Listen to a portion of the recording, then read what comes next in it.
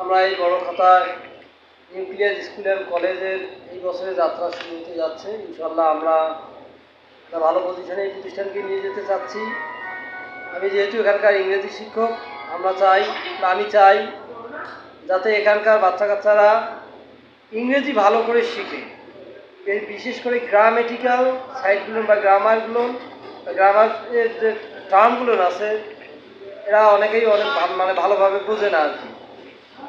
যেমন parts of speech থেকে শুরু করে যাবতীয় পর্যন্ত যেগুলো গ্রামেটিক্যাল রুল আছে, নিয়ম আছে, অনেক বাচ্চা ভালো করে বলতেই পারে না। অনেক বাচ্চা জানে না যে পার্টস অফ স্পিচ আসলে কী জিনিস।